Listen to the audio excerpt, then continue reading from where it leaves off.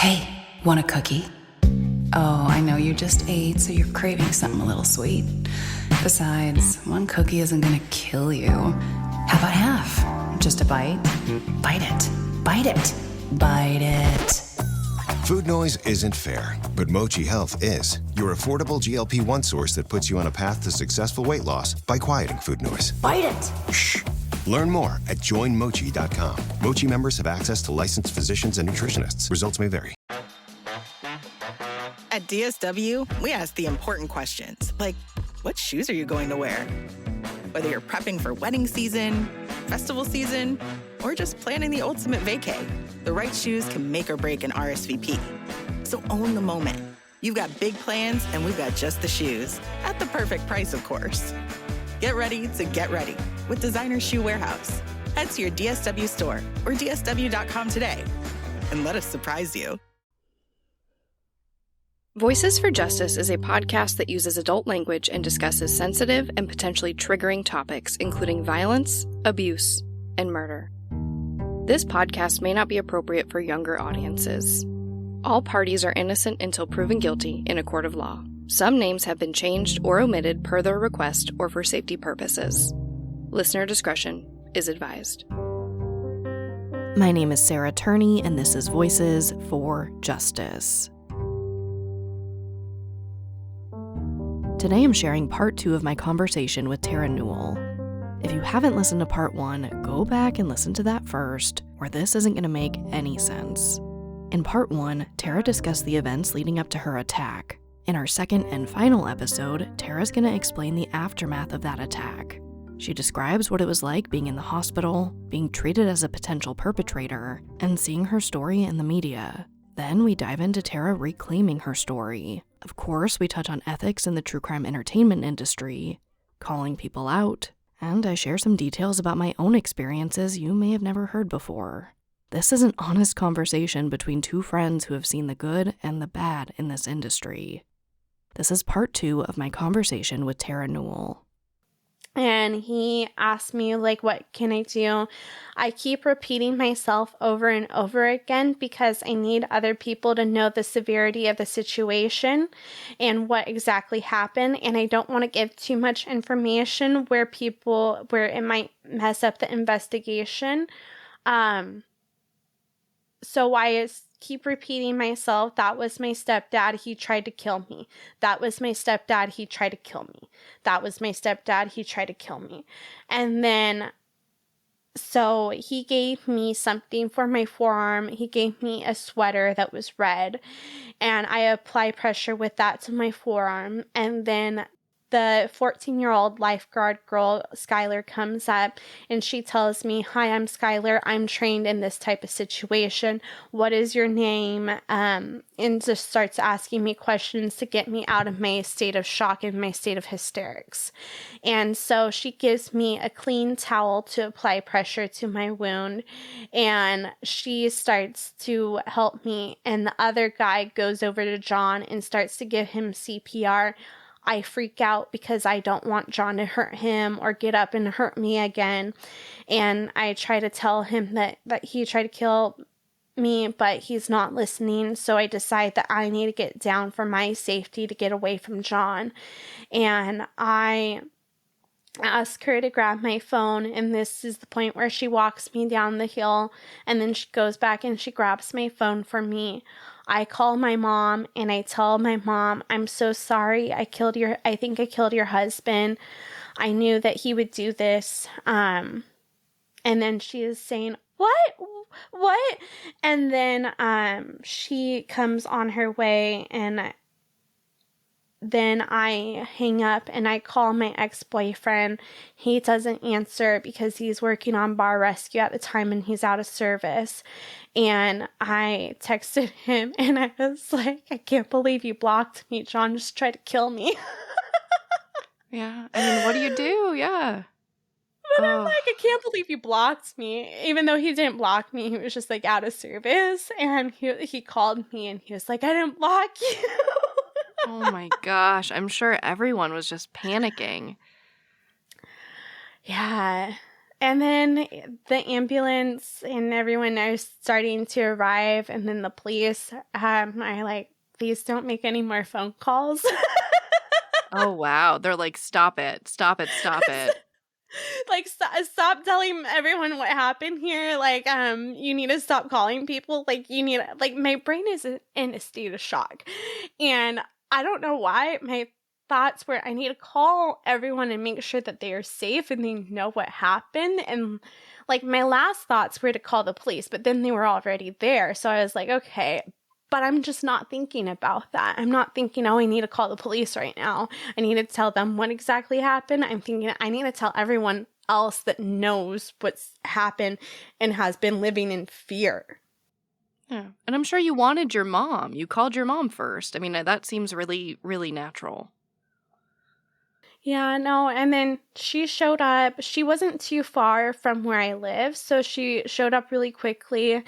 My sister showed up quickly too because she was at the Irvine Ranch Market, which was really close to my house, and she just like left abruptly because my mom called her. And then at this point, they're putting me, well, they wrap up my arm and they're trying to get me to go into the ambulance. And at this point, my mom has my dog on the other side of the caution tape. And I'm just like, oh, no, I'm not doing any of this. I'm fine. Yeah, I'm sure. I mean, I'm sure you were in that shock and yeah, ugh. Yeah, but I wouldn't let them do anything to me without my dog. And I had a doctor's note for my dog too. So I would bring him to the hospital with me or anytime I needed any work done with me. So he was already trained for that.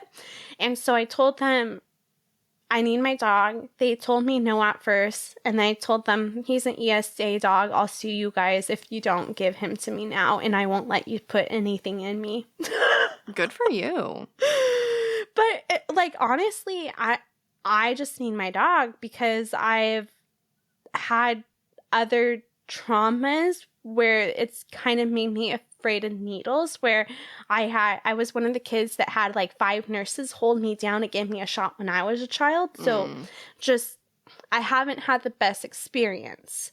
And so I was like, you give me my dog, you can do anything to me, basically. And they got my dog. I let them do whatever they needed to do. And they were so kind too, because like I felt stubborn and I felt like, but it was important for me to speak about that and get that for myself because that was my safety and that was my comfort and that's what helped me the most in this healing journey was having my dog with me. I totally get it. Yeah. I mean, not totally get it, obviously, but I understand the comfort of dogs. I should not say I totally get it because, my gosh, that is absolutely what you've gone through is so unique and just insane. I mean, it's amazing what you've gone through and how you're here today, Terra. Thank you. Well, I think it is really important for survivors to have dogs or, sometimes your trauma may not be able to handle it, but if you have a good, well-trained dog, like that dog was going to do so much for your trauma. Like my dog, Cash, he used to come and sit on my stomach, regulate my nervous system. He would go with me to get my blood drawn. He was always there for that type of stuff. And he was a different type of Aussie too. He was more of a pet style Aussie, where Aussie, this one that I have right now, I don't think he can do that. But I love him anyways. Yeah. But, there's that different temperament that you need for being an service animal or emotional support animal. And I think that your dog does that for you as well. So I think that's definitely something we can relate on. But yeah, okay, back to the hospital.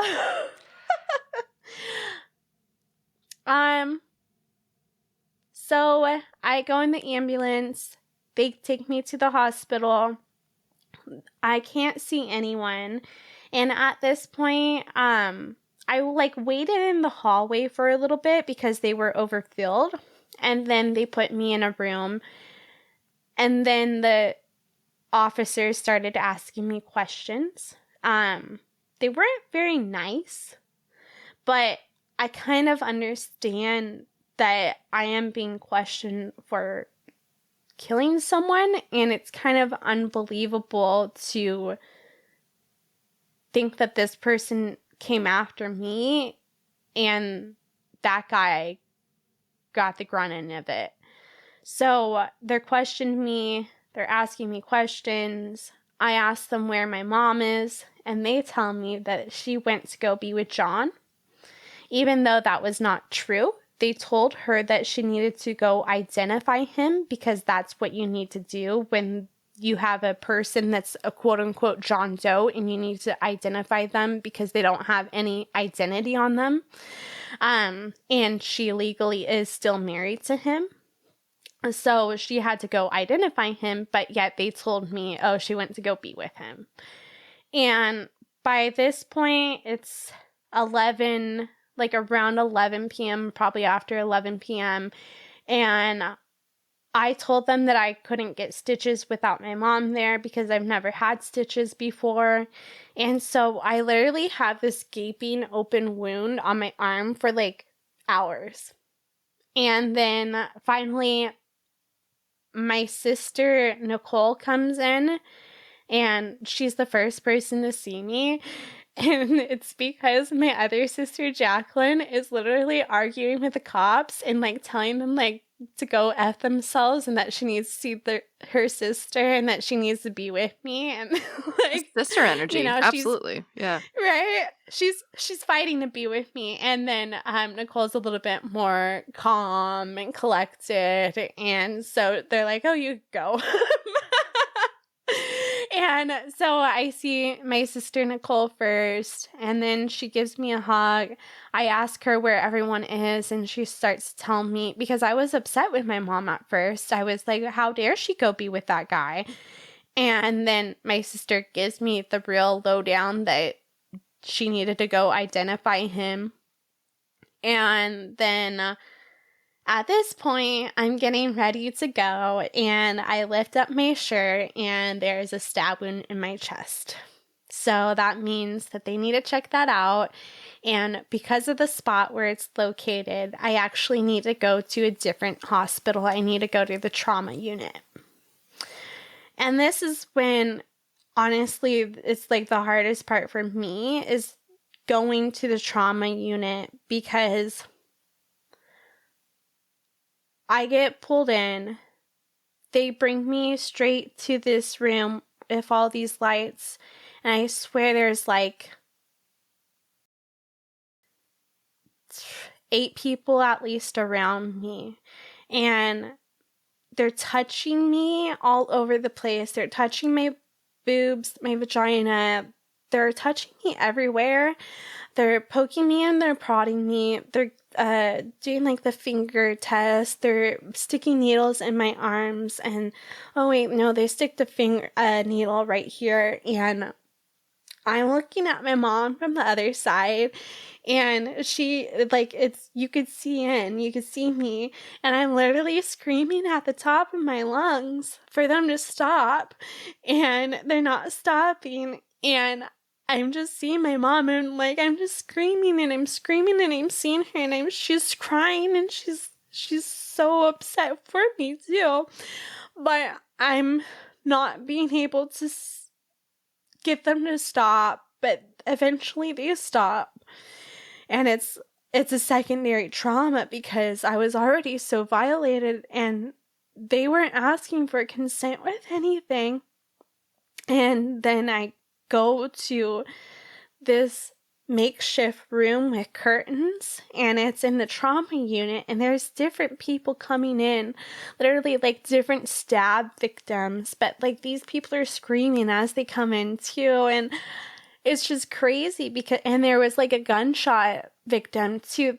It's crazy in there, and I'm just like, oh my gosh. And I'm wondering now if someone else is going to come after me and finish the job that John didn't get to finish. Because I don't know if he has friends. I don't know. And I just had someone come after me and try to kill me.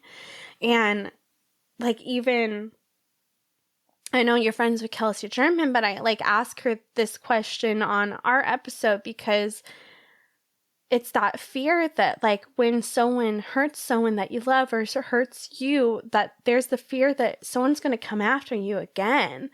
And it's what like many survivors have to live with, that after fear that someone else is going to hurt them. And it took me a while to get over that fear, but I ended up getting put into a room upstairs. They had to do exploration surgery to make sure I wasn't bleeding out. I was not bleeding out, thankfully. And they told me that if I did that, I could get to go home and everything. And then I actually ended up staying like a couple days. And I was just on Ativan the whole time and Zofran and everything because I don't do well in hospitals. And Cash would come visit me every once in a while, and then Cash got to visit other people that were there for healing. He got to visit this cancer patient, and she was on her deathbed, and so that was like the last comfort that she had, and he was really great to have there. So, but he wasn't himself. Like, my nephew came up to hug him, and my nephew had known him since we got him, like they were babies together basically, and he like bit my nephew in the face. So it's like trauma doesn't affect just us, it affects the dogs, it affects everyone. And for a while, like, we just had to go through it and go through that healing journey. And then we get out of the hospital, and it's crazy how many people think that like they don't believe you. I wanted to ask about It's that like, too. How that all unfolded, because it sounds very much to me, as someone from the outside, that they were treating you as, as if you killed him on purpose and it was not self-defense. They were, basically just doing all these things without consenting you, like I would imagine would normally happen in a hospital setting. I haven't spent a lot of time in the hospital, but from what I've seen and what I know, it seems like you were being treated like the perpetrator until they cleared you, I'm assuming. So what did that process look like? Insurance isn't one size fits all. That's why customers have enjoyed Progressive's Name Your Price tool for years now. With the Name Your Price tool, you tell them what you want to pay, and they'll show you options that fit your budget. So whether you're picking out your first policy or just looking for something that works better for you and your family, they make it easy to see your options. Visit Progressive.com. Find a rate that works for you with the Name Your Price tool. Progressive Casualty Insurance Company and Affiliates. Price and coverage match limited by state law.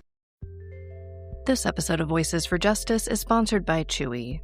If you have pets, you probably know about Chewy, and you also know that when they say that they have everything you need to keep your pet happy and healthy, they're not messing around. To keep them happy, Chewy has over 100,000 products from all the brands my pets love at prices I love. To keep them healthy, Chewy offers pet prescriptions, pet insurance, telehealth vet visits, and they're even rolling out vet clinics across the country. I've been shopping with them for a very long time. And in addition to the auto-ship feature that gets the dog's food to them every single month, I also love to experiment with different treats. But I'm a bit picky. For me, it has to be high quality with simple ingredients. I recently picked up treats from Shepherd Boy Farms that are 100% just chicken breast. Popcorn and Heber are already obsessed. Chewy has everything you need to keep your pet happy and healthy. And right now, you can save $20 on your first order and get free shipping by going to chewpanions.chewy.com/Sarah E. Turney. That's chewpanions.chewy.com/Sarah E. Turney to save $20 on your first order with free shipping. chewpanions.chewy.com/Sarah E. Turney. Minimum purchase required. New customers only. Terms and conditions apply. See site for complete details. it went like they had to take pictures of everything. They were asking me questions. I think I repeated my story at least 3 different times just so that they can make sure that there was consistency in the story. And I mean, I don't know it's interesting because survivors, like, different things will pop up later times. Like, I just connected the dots fully to the shoulder. Like, this is the first time, like, I've seen it so clearly. Like, other times I kind of can't see it, but it's like, oh, I full on saw my arm swing over. It was like me watching from a third person just now. And it's been almost 7 years. So things happen, things can kind of change, but the story and the baseline kind of always stays the same. He attacked me, he came after me, he had the knife, I kicked the knife out of his hand, you know, the knife fell on the floor. That's all consistent, but there's just certain factors that you remember as you go along. Oh, absolutely. Yeah. I've experienced that myself in terms of like giving testimony. It just, after so much time, your brain just, it changes, and it's, I don't know the science behind it, but yeah, it's, you know, you lose track of time or maybe small details, whatever it might be. Yeah. Well, I think it's like the hippocampus of the brain. Like, or please don't quote me on this, but it, like, I'll know about the brain sometimes when I have the workshops. I always like am prepared for And have your notes in front of But you, I'm sure. Yeah. yeah, yeah. But it's like, you know, there's so many parts of the brain that brain compartmentalizes it because at certain points your body can't process, and those memories are so hard for your body to take control of, in a sense. So, Sure. you know, that's why it happens. I forget the parts of the brain exactly, but, you know, it's the way of the brain protecting yourself until you can process through them. Like, I couldn't process all this at first. I was in shock. And then people didn't believe me for a time. Like, my people that I thought were my friends would come over, and then they wanted to see, it was like the circus, kind of like the freak show. Like, you want to see if this person is really okay. Like, is this person normal? And then there was one friend, this one girl I knew, she really wasn't totally my friend at the time. She was more of an acquaintance, but she heard all these things that these people said about me. They called me a killer. They thought I was making it up. They thought I was crazy.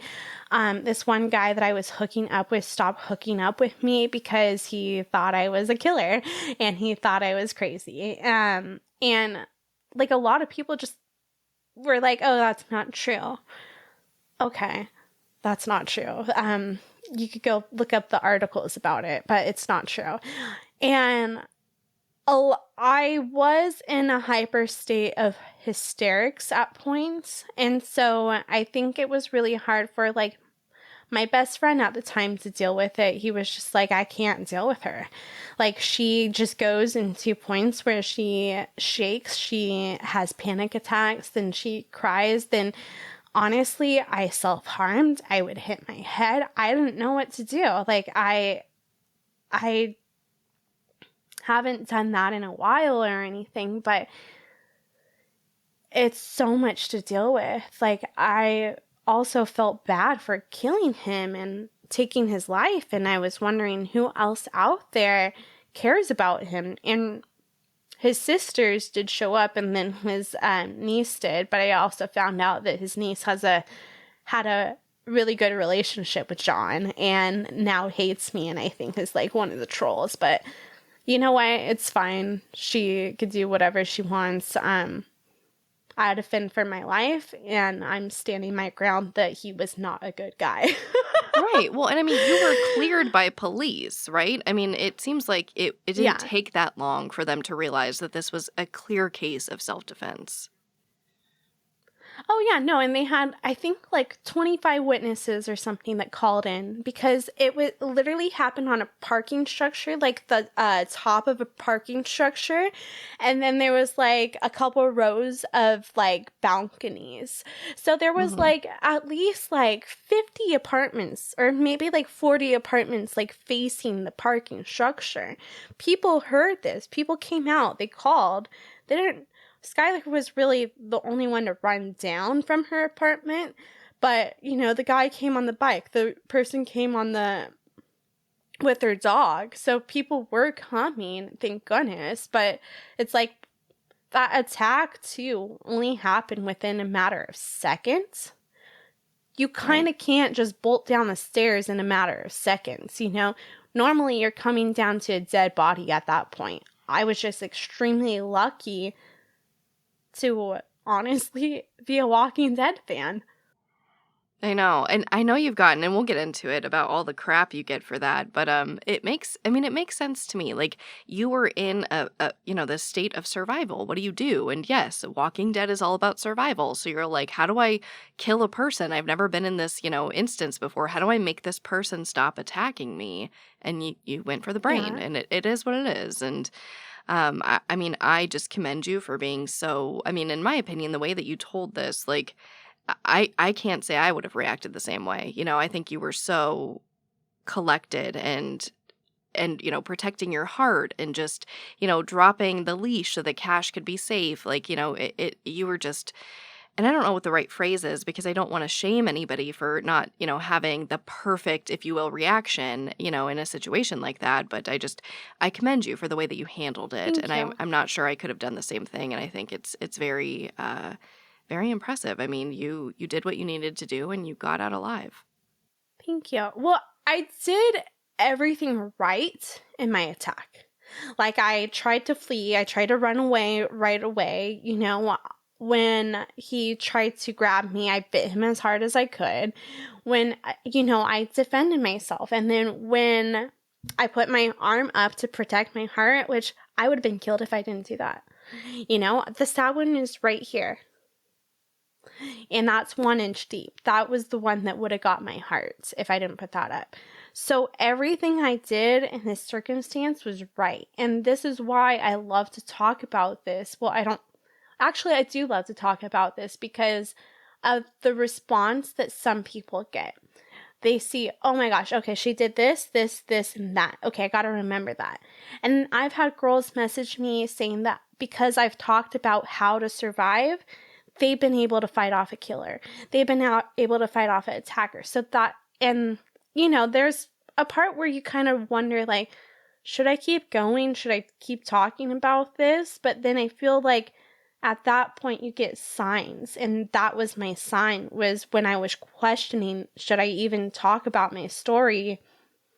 I got that message from that girl, and then I've gotten several messages since. So it's like, this is why I love to talk about it, because I did everything right, and I hope that you do everything right, too, in your attack. And I hate to say, like, everything right, but it's like, there are certain things, like using your femur muscles, using your legs to fight back. Being on the ground was even in my benefit, because I had more control of the situation, believe it or not. And that's why I was able to kick the knife out of his hand. And I hope that every person has that in them to defend themselves. So that's why I love to talk about this. Absolutely. Well, and when you get feedback like that, that you've helped somebody, for me, there's no better feeling. Nothing motivates me more to do this work than when you get those messages of, you've helped me because you shared your story. I was somehow able to improve my life or improve this situation or just make it better in some way. And I know that your journey talking about this has been a big and long one, because you've also had these experiences where you didn't get to tell your story and lots of other people have told your story. So I would love to, and of course, if you have anything else to add that you'd like to add, please do so. But I would love to talk about that transition of how you really reclaimed your story after. Because, my gosh, at a certain point, it seems like it was everywhere. It was on Netflix. It was on the podcast. Everybody was talking about it. And it seemed like it was everyone but you talking about it. This episode of Voices for Justice is brought to you by Quince. I've been trying to be more intentional about what I wear each day. I'm leaning into pieces that feel effortless, comfortable, and still put together. And Quince has been my go-to. The fabrics feel elevated, the fits are flattering, and everything just works without overthinking it. They use premium materials like 100% European linen, organic cotton, and ultra-soft denim. And the best part? Everything is priced 50 to 80% less than similar brands. They work directly with ethical factories and cut out the middlemen, so you're paying for quality and craftsmanship, not brand markup. I recently just ordered their tiered linen dress, of course in black. I wanted to pair it with one of my favorite pairs of brown wedges. The problem was, I didn't have a brown purse. So I got that from Quince too. It's one of my favorite outfits. It's easy, effortless, and feels amazing, especially as we're getting a little bit warmer here in Phoenix. Refresh your everyday with luxury you'll actually use. Head to quince.com/justice for free shipping on your order and 365-day returns. Now available in Canada too. That's QUINCE.com/justice for free shipping and 365-day returns. Quince.com/justice.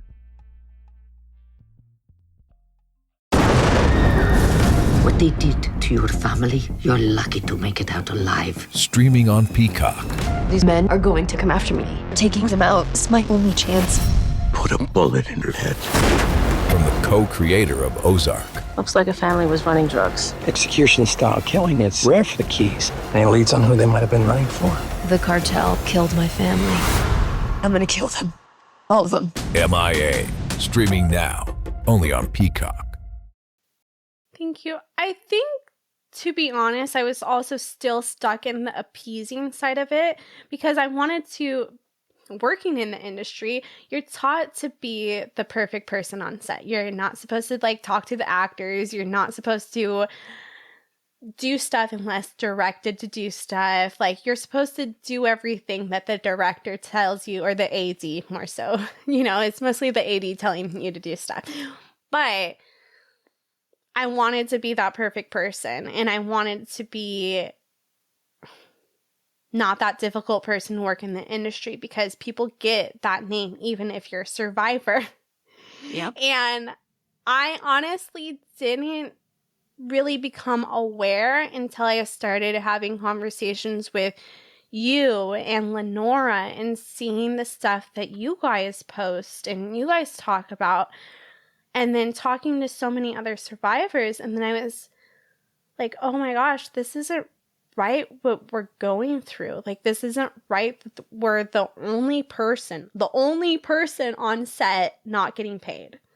Right. And everybody else has a set rate. How is that fair that we're supposed to work for free or share a story for free just for that exposure? And then we don't really have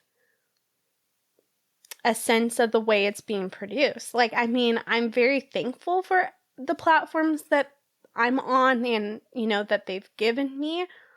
However, I may have been offered money and other people haven't.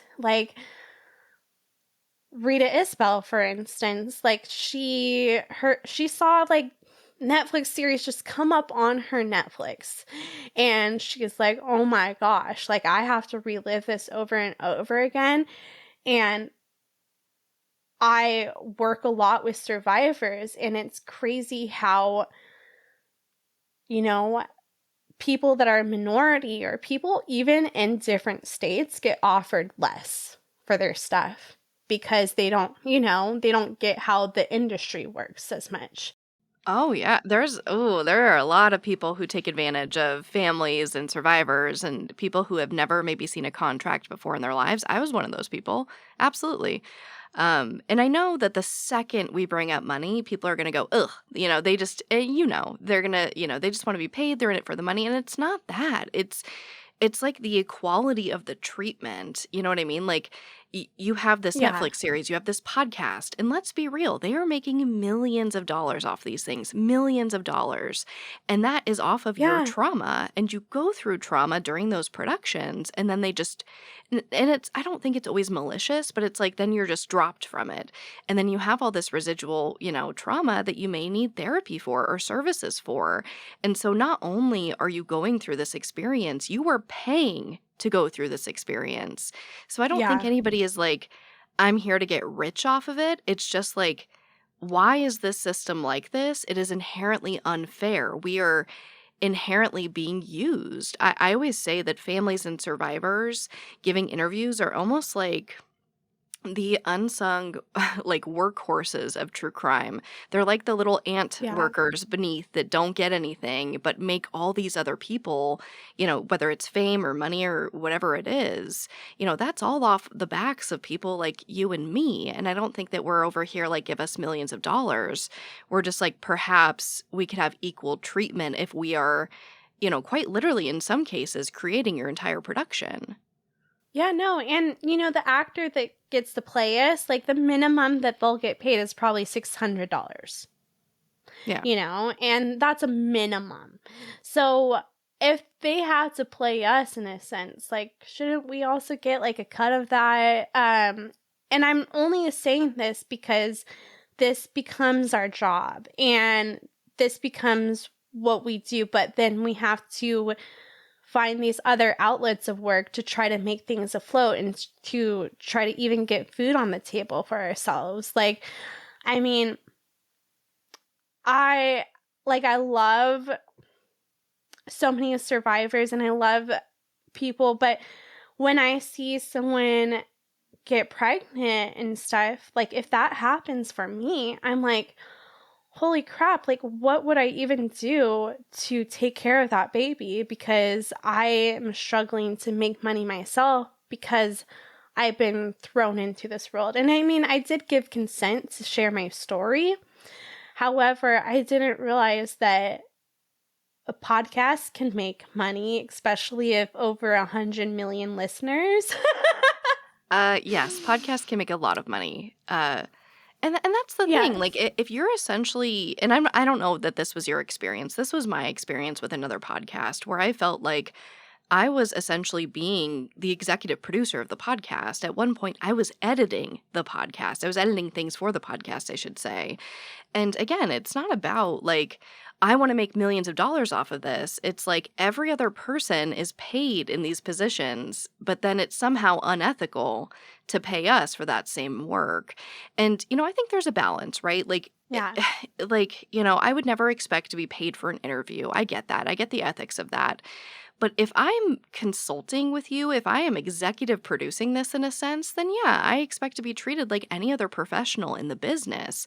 I don't think that it's fair to exclude us from those positions while we are doing the exact same job description, like to the T. It's just, it feels very much like exploitation and it doesn't feel good. Yeah, no, 100%. And it's just interesting because the executive producers and stuff, those people know about it, but we're like, wait, what? What's going on? Something's getting made? Like our voice is going to be heard? Like our story is going to be told in a great light, hopefully? Hopefully, you get fingers excited. crossed.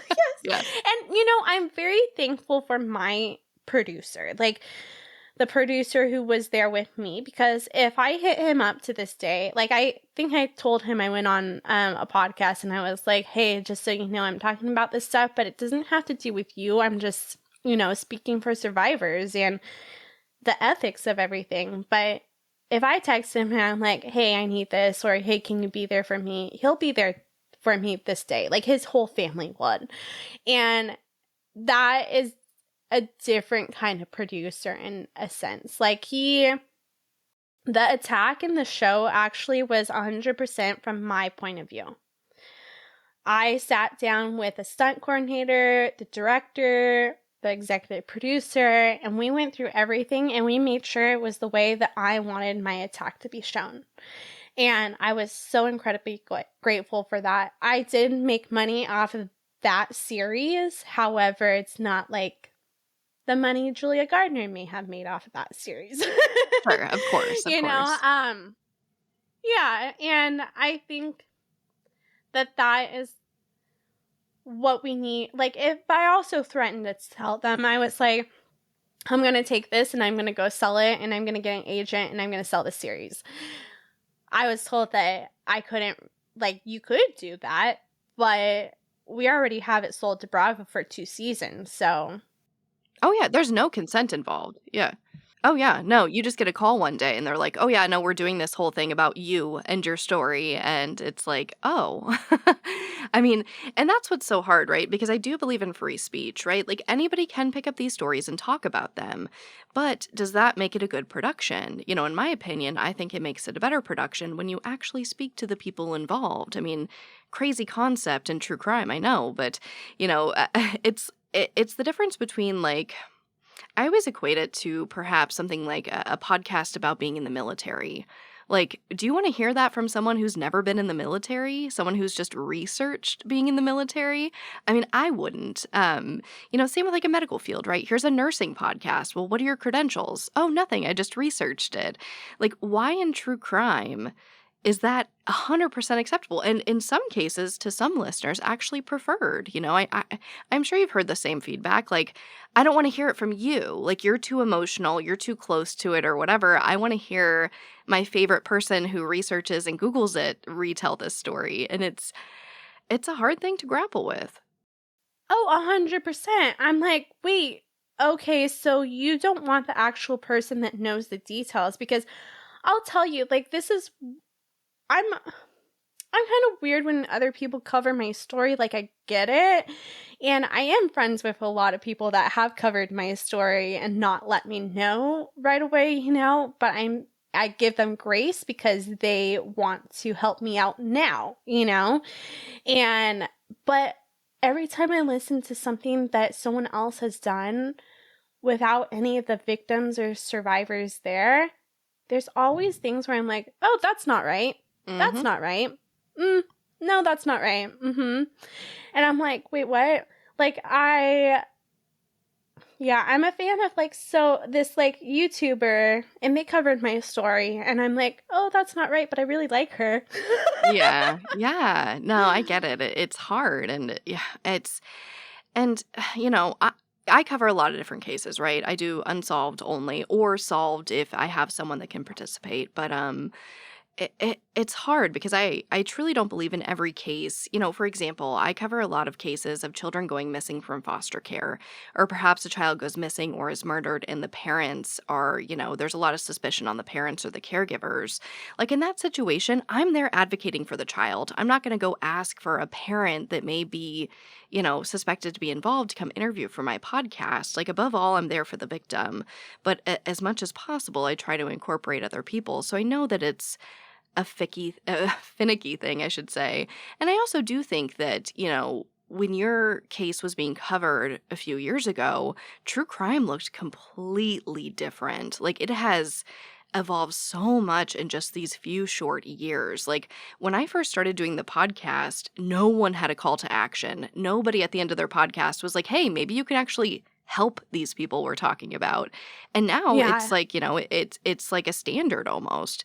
You know, what's your call to action? How can people help? It's almost it's not a requirement. Obviously, there's no requirements in true crime because it is the Wild West. But it's definitely becoming more of a standard, I think. So I think things are changing, but I think both of us have kind of been through the ringer as being a part of that change because it's excruciating. Well, and I think that there really does need to be a change, but what is the right change? How do we make it apparent? And I think having conversations like this, having the platforms that we have, and yes, we do get those haters, but sometimes actually having conversations with those haters, sometimes, like they see that we're a real person and that we're actually going to respond to them. And then they're like, oh, I didn't see it like this way. Like I remember responding, like when we were on that text thread and stuff, responding to someone and standing about for one of the survivors. And I just went on and I explained, like, listen, hey, I understand that you're feeling this way, but you need to try to see it from our point of view. Like, we're the only ones that don't get paid on set. Like, we're the only ones that are kind of being used for free. Is that fair, or is that exploitation in a way? And just like bringing some sense into the question might help other people, where, you know, there are other people where they're like, nope, you're wrong, you're guilty, you're this way. And those people, you know what? You're not going to change those people. But it's so helpful to have conversations with other people that are willing to listen and willing to listen to that change. And I think, I don't know about you, but I think the ethics for me, there's so many people that have difference of opinions about ethics even. And I think just like the ethics is like asking someone, hey, I really want to cover your story. Like, could you be a part of it?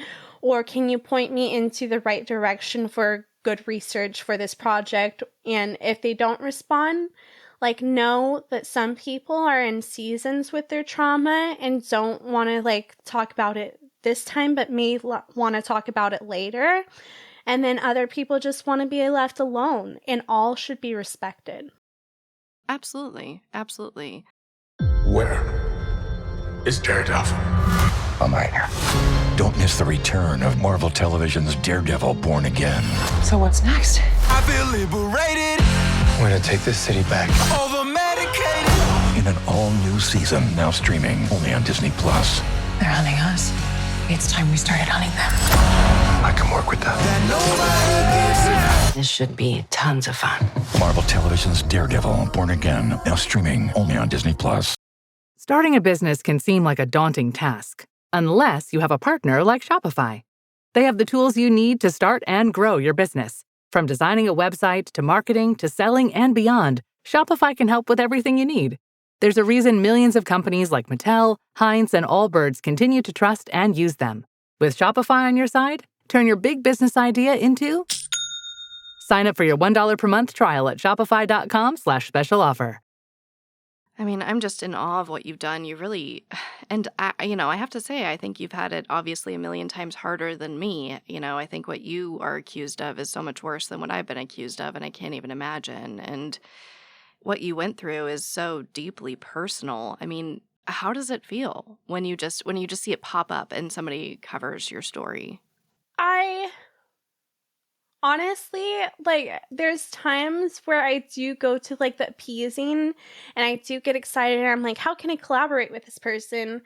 But then there's other times where I see maybe like a TikTok and it's this one huge makeup artist and they're using my audio and it's really inappropriate because, not gonna lie, that TikTok I did, I'm just like a bubble sometimes, and I don't realize that I am like aligning certain things, but like the Daddy's Little Monster t-shirt with the audio, it just, I mean, it kind of was comical in a sense, but it's no one's audio to make fun of. It's no one's, there's a story behind that, and I used it to try to create awareness.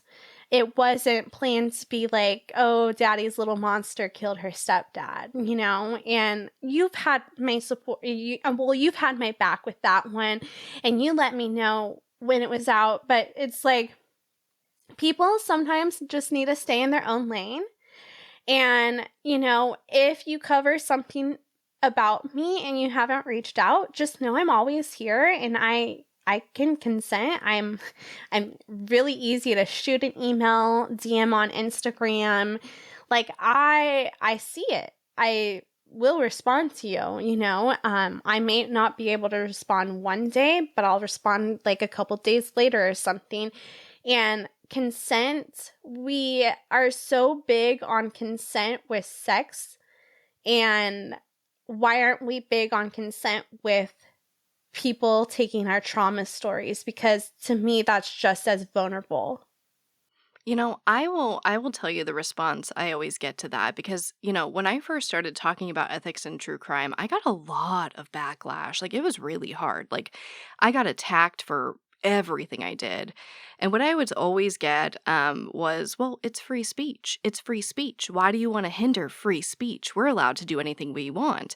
And so I always try to like flip that back on, especially content creators. I'm like, oh, okay. You know what I mean? Like, okay, so if you have a prior arrest record, you're cool with me making a podcast episode about that.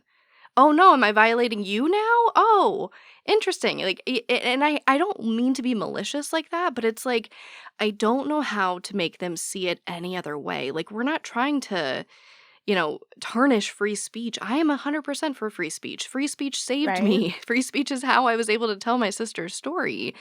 But there's a difference, right? There's a difference between being malicious. And it's also kind of like, okay, well, if you're going to take this approach and do what you want to do, then don't sit there and complain about the backlash when people don't like it or people say that you're being cruel or that you're not considering somebody's feelings, because all those things are true also. It's like they want to silence us. And then when we speak up, then we no longer have free speech. You know what I mean? Like, Yeah. for example, I didn't even try to. I alluded to speaking about a bad experience with a podcast, and bam, I was hit with a legal order. You know what I mean? I had to go to court and fight to get my rights back. There was this teeny tiny clause that I would have never seen if I didn't have I hired my first lawyer. I'd never had one before. I had no money. And I had no idea that there was this teeny tiny clause that said you cannot speak about the subject matter of that podcast, which was my sister, which meant I was not allowed to speak about my sister until I went to court and fought it. And it's just insane the way that they will take your story and, back it up with the free speech. And then the second you try to talk about having a negative experience, they try to shut you down. And it's like, man, it's a two-way street. Like, if you have free speech, so do I. I'm allowed to say, I did not like your production. I did not have a good time on your production. You traumatized me. I did not appreciate the way you went about that. It's not, for me, I don't, like, it doesn't feel like, I'm not trying to cancel anybody. Like, these are really important issues that people need to know as they consume true crime. It's not just gossip. It's not just being mean.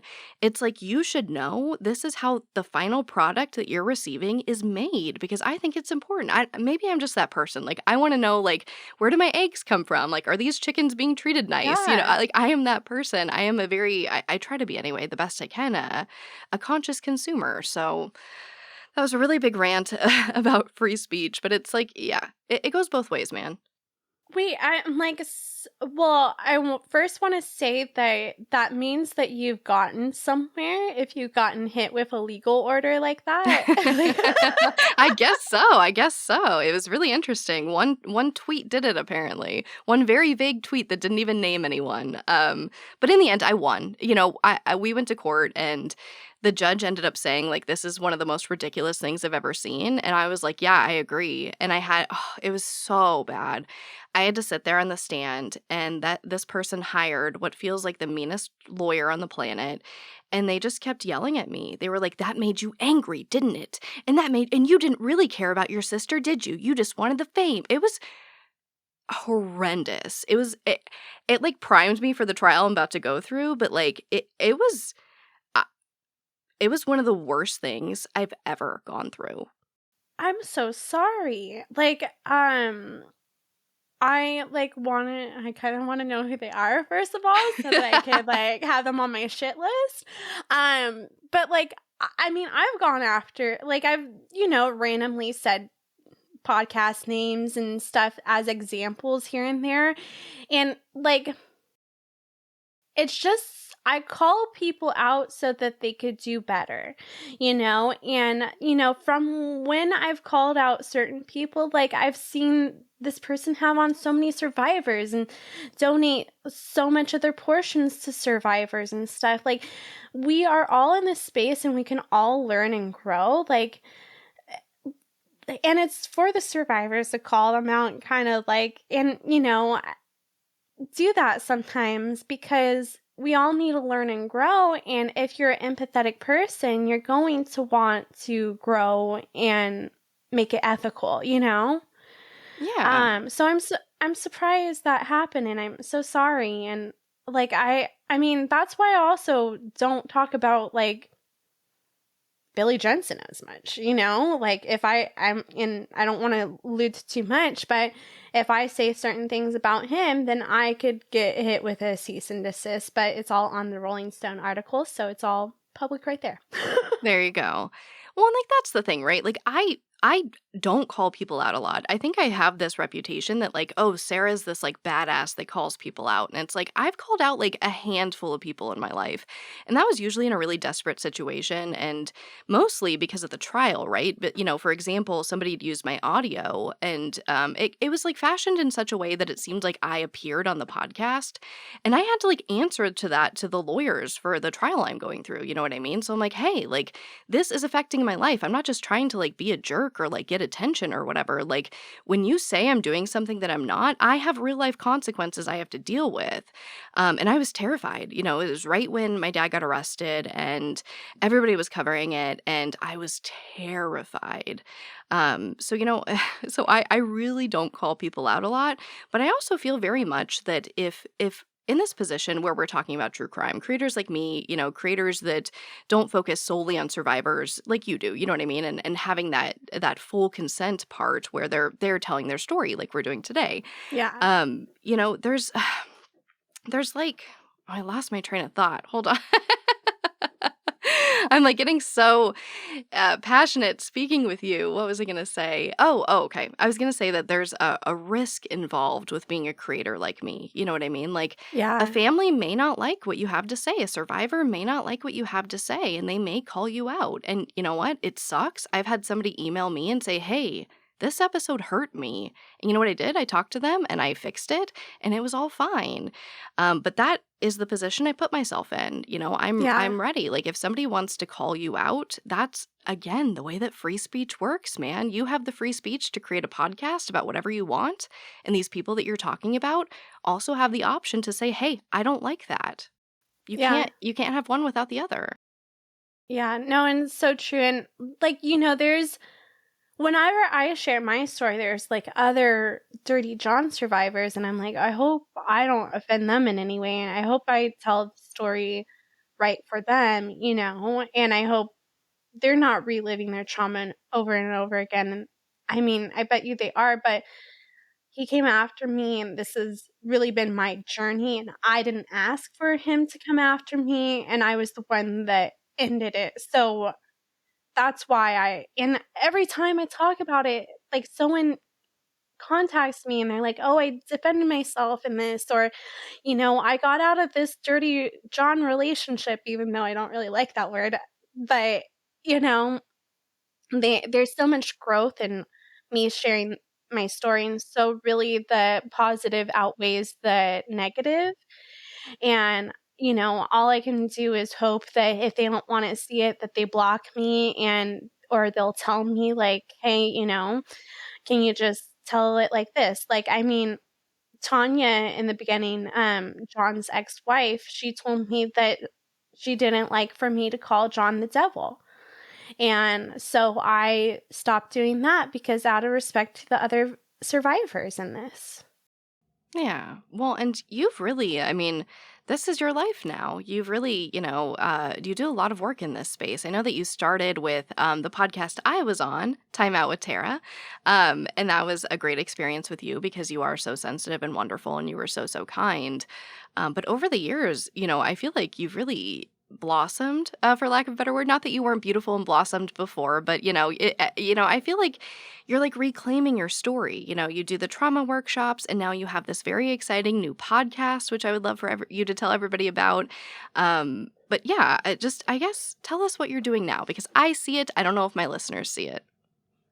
So I have Survivor Squad podcast, and you know, it's not the only ethical true crime podcast out there, but it's a different format more so than like yours and other survivors out there, where we kind of have the banter, and it's, you know, we have the guy and the girl perspective of true crime stories, I guess.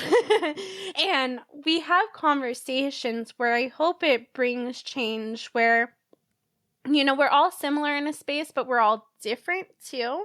Mm-hmm. Where I think it's unique in that sense of the banter. And I haven't heard anything like this, and I do listen to a lot of podcasts. So if you have a similar podcast, I don't want to step on your toes, but I think it's very unique in that factor. And I've gotten great feedbacks from the other survivors that, so Jennifer Faison came on, and she was from the Betrayal podcast. Her conversation is more of a banter one, where each survivor that comes on the podcast is a little bit different. Like, we try to format it to each and every person, where each survivor, some survivors need to tell their story and get through that cathartic sense of that, where some survivors are done talking about their story and they're just like, I'm done with this. And so we talk about the healing factors, the media, what it was like to deal with all of that, because I think that this space, like, people don't realize that each survivor is different. They see us as just something to be seen and viewed. And so I just want to, work with each survivor in the way that they want to work with. And even coming on your podcast, like, you gave me some great ideas because I wasn't aware of, I like to talk about my story and have it heard from my voice, where I understand other survivors might want to have it narrated. And so I was like, oh, that's a great thing to ask the survivor if they come on the show. Like, do they want us to tell anything for them in, our voice? Do they, because I want to make this place as good as possible, and I want to make the space as good as possible. And we're all human, we all make mistakes, but as long as we're all trying to grow together and make the space a great space, I think that's the greatest thing. And that's why we created Survivor Squad, and you created your show is for that. And I think that if you tune into Survivor Squad, you're going to find a lot of great survivors there, and it's going to align with this podcast as well, with, just having the survivor story told from their point of view. Yeah. Yeah. And of course, your co-host is friend of the show, Collier Landry. We love him. Yes.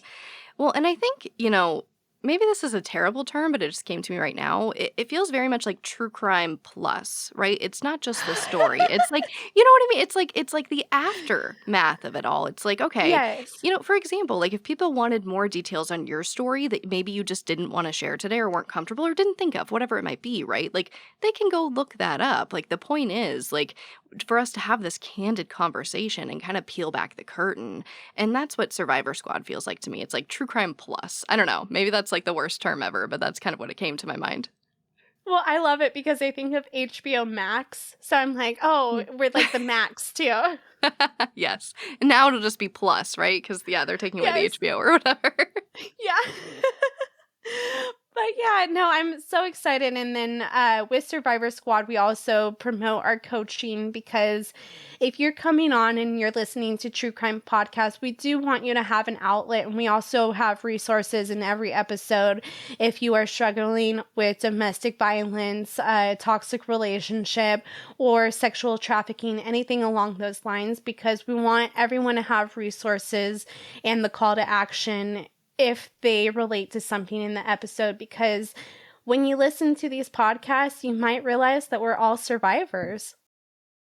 Yeah, absolutely. Well, and I think, when people listen to these stories, they may not realize, that it could be similar to a situation in their life that they could, apply to make their lives better. So I think what you're doing is absolutely amazing. I don't know. It's just so exciting to see you start this new podcast and just, like I said, just kind of grow and flourish. And I love seeing more people like us in the space. I think that true crime for a very long time, it's getting a little bit better now, but like I mentioned earlier, it's like this disconnect where it's like these strangers who've never been through something similar, or I'm sure many have, but oftentimes it's just somebody who picked it up and wanted to make content, right? You see a lot of people who have shifted from, like, they used to do lifestyle or beauty content and now they do true crime. And it's, and it's, as long as you have good intentions and you're learning to grow, right? Or you want to grow, I should say, because I mess up all the time and I'm happy to say that.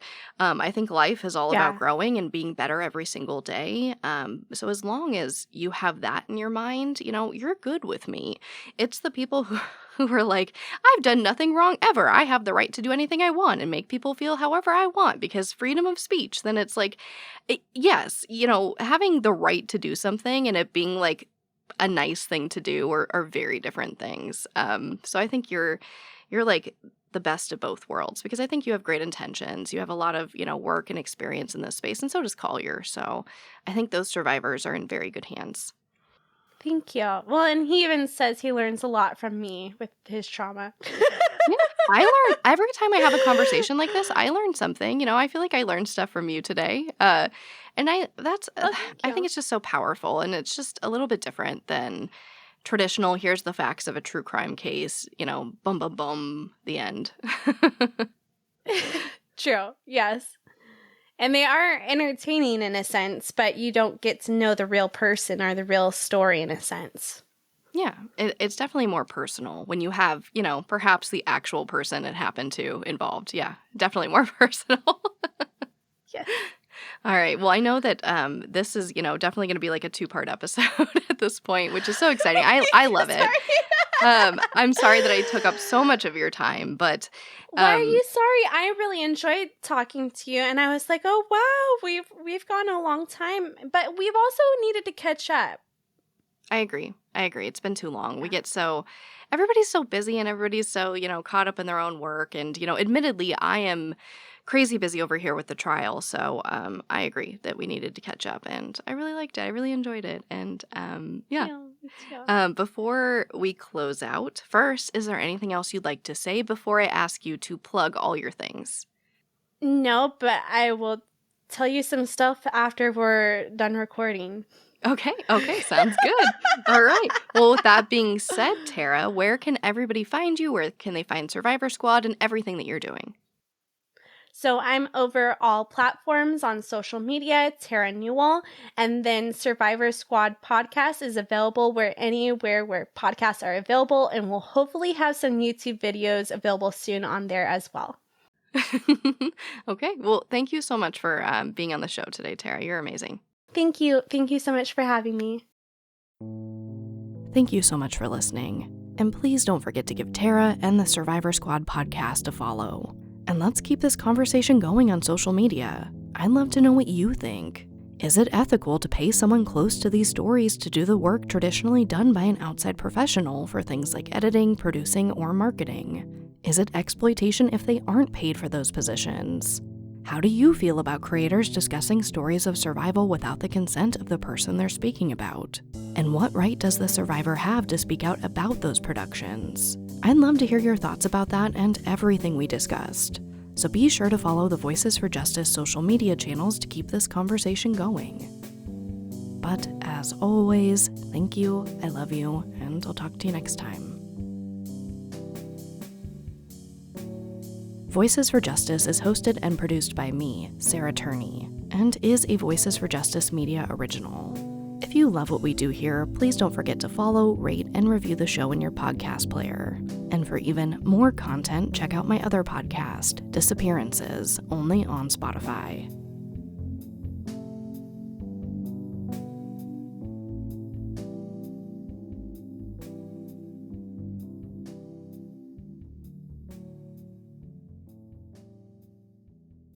This episode is brought to you by Redfin. You're listening to a podcast, which means you're probably multitasking. Maybe even scrolling home listings on Redfin, saving homes without expecting to get them. But Redfin isn't just built for endless browsing. It's built to help you find and own a home. With agents who close twice as many deals, when you find the one, you've got a real shot at getting it. Get started at redfin.com. Own the dream.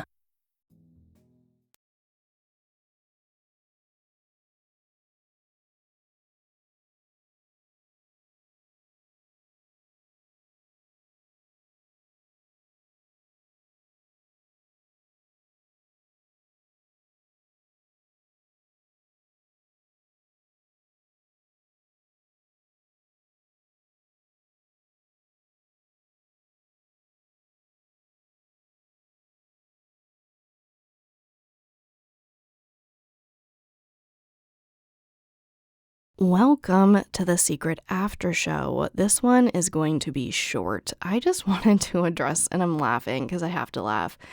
I just wanted to address something that's been coming up like literally every day in messages, on reviews for the podcast. On Twitter, somebody created, it looks like they created a whole account just to tell me that I had great content, but they couldn't stand my voice, and that my voice has changed.